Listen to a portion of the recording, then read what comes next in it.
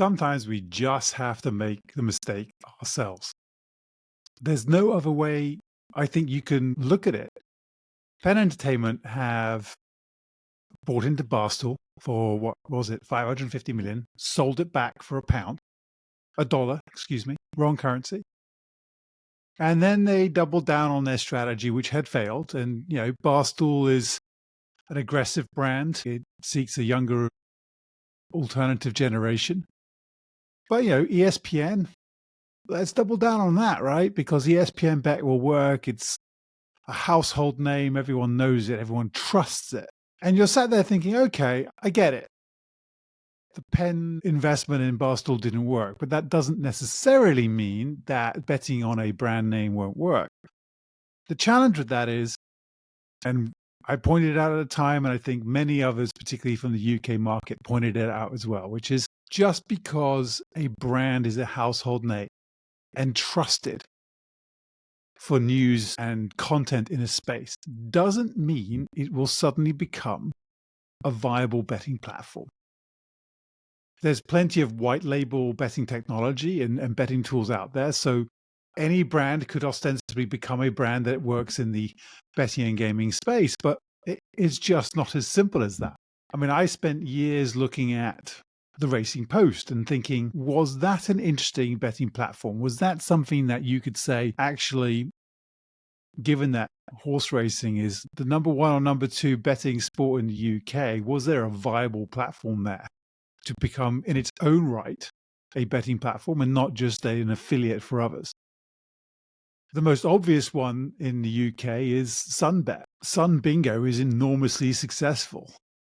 The Sun as a brand in its own right has a massive audience, always has, was for a long time, and probably still is the single most read newspaper, although Daily Mail obviously has become the single largest platform. But ESPN Bet has followed the path of Sunbet. It is not a successful product. People go to the Sun to read about football. And for a long time, that was where you went. If you really want to know transfer news, you went to the Sun. You read the gossip lines in the Sun. That doesn't mean it's the place you want to go to for your betting advice. And if it is the place you go for your betting advice and your thought process on Cheltenham's coming up, right, you will see on the train going down to Cheltenham next week, half the train ride will be people going through Sun Racing, the pull-out supplements for today's horse racing, and discussing their bets. But then they'll take out their phones and they won't go to Sun.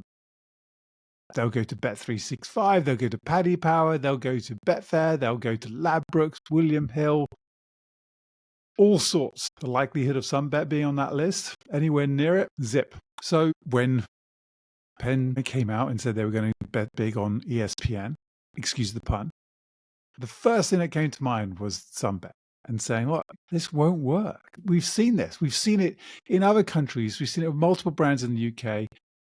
Yes, the US is different, but I don't see why the human condition is all that different. So completely unsurprised that Penn Entertainment's loss-making division is ESPN Bet.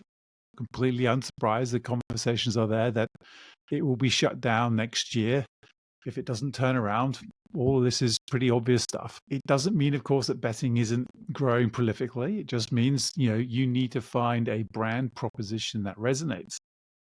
And the brand proposition of, I grew up with SportsCenter, so I'm going to bet with them, doesn't make sense to me. It just doesn't correlate in the same way. I think it was worth people trying it in the past. I just wish that somebody had advised Penn Entertainment on, we've seen this before, won't work. It hasn't worked in the past. It won't work again in the future. Try something different. Hard to see, lots of money probably flushed away. But there we have it. That's life. We have to make our own mistakes, don't we? And unfortunately, sometimes they're big mistakes.